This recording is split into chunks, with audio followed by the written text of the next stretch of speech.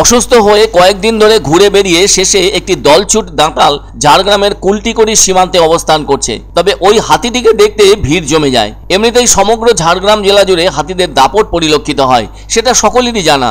কিন্তু অদ্ভুতভাবে দলছুট একটি দাঁতাল চলে আসে লোকালয়ে, আর ওই দাঁতালটি সোজা চলে আসে সাঁকরাইল ব্লকের ভেতর। আর ওই ব্লকের ভেতর বেশ কয়েকদিন ধরে এদিক ওদিক ছুটোছুটি করছে ওই দলছুট দাঁতালটি।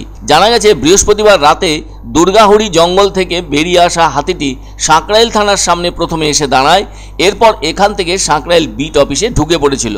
আবার শুক্রবার ভোর রাতে নিজের দখলে নেয় রাস্তা। এতে ওই অঞ্চলের মানুষজন যথেষ্ট দুশ্চিন্তার মধ্যে পড়ে যান। এরপর হাতিটি ভোরের দিকে কুলটিকড়ি এলাকার সীমান্ত অঞ্চলে প্রবেশ করে। এরপর বেলা বাড়ার সাথে সাথে হাতিটি একটি বাঁশ বাগানে অবস্থান করছে। ওই সময় হাতি দেখতে যথেষ্ট ভিড় জমায় মানুষ। এদিকে বন বিভাগ থেকে ওই হাতিটিকে দেখতে আসেন বনকর্মীরা। এছাড়াও হাতিটিকে দেখতে আসেন সাঁকরাইল পঞ্চায়েত সমিতির কৃষি কর্মাধ্যক্ষ মথুর মাহাতো। তবে শুধু যে দেখতে এসেছেন মথুরবাবু তাই নয়, হাতিটিকে সুস্থ করে তোলার জন্য সব ধরনের ব্যবস্থা গ্রহণ করেন তিনি। এরপর মথুরবাবু বন দপ্তর ও প্রশাসনকে ফোন করে হাতিটির চিকিৎসার জন্য আবেদন করেন। উল্লেখ্য, এর আগেও 2023 সালের 11ই অক্টোবর একটি অসুস্থ হাতি জঙ্গল ছেড়ে ঝাড়গ্রামের নয়াগ্রামের রাঞ্জিয়াম এলাকায় চাষের জমিতে অবস্থান করছিল।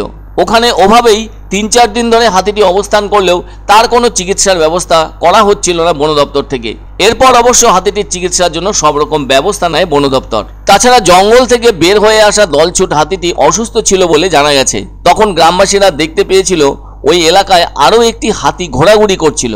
পরে অবশ্য ওই ঘোরাঘুরি করতে থাকা হাতিটিকে দূরে সরিয়ে দেওয়া হয়। তবে প্রশ্ন উঠেছে, এভাবে হাতির চিকিৎসার ব্যাপারে আগে থেকে বন দপ্তর কেন চিকিৎসার বন্দোবস্ত করেনি?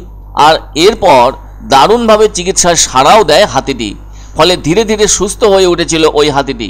তবে বর্তমানে যে হাতিটির চিকিৎসা চলছে সেই হাতিটিও সুস্থ হয়ে উঠবে বলে অভিমত স্থানীয়দের।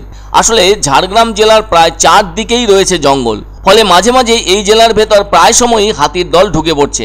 তারপর অনেকটা সময় ধরে থাকার পর হাতিরা নিজেদের খেয়ালে আবার জঙ্গলে ঢুকে যাচ্ছে। তবে যখন দল বেঁধে হাতির প্রবেশ ঘটে তখন অনেকটা সময় ধরে ওই এলাকার বাসিন্দাদের মধ্যে কাজের ব্যাঘাতও ঘটে যায়। কখনো সেই দলে 60 থেকে 70টা হাতি যেমন থাকে, আবার কখনো কখনো 100-র মতো হাতিও থাকে। ফলে এত বড় হাতির দলকে সামলাতে যথেষ্ট বেগ পেতে হয়।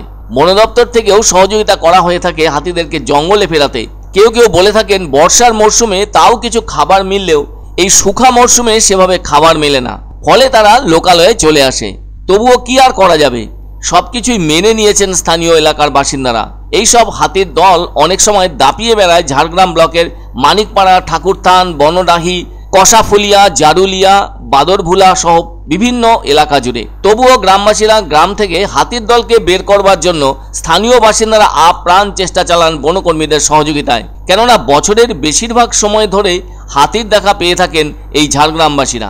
একটা হাতি আছে, হাতিরা মনে হয় অসুস্থ আছে, লোক ঘিরে আছে। ফরেস্টারকে ফোন করেছিলাম, এখন আসেনি। ওলাবাড়িও শুনছি আসছে বলে আসে বলে শুনছি, কিন্তু এখন পৌঁছায়নি। তো আমি ফরেস্টারকে বলছি এবং বিডিওকে বলছি যে হাত দিয়ে তাড়াতাড়ি ব্যবস্থা করা হয়। তার জন্য আমি জানাচ্ছি হাতিরা অসুস্থ আছে, প্রচুর অসুস্থ ও হাঁটতে চলতে পারছে না। হাতিটি এখন কুলটিগিরি শেষ সীমান্তে একটি ছায়া বাঁশ গাছের তলে দাঁড়িয়ে আছে ও প্রচুর লোকজন ঘিরে তাকে দেখাশোনা ও খাবার টাবার দিচ্ছে, জল টল দিচ্ছে।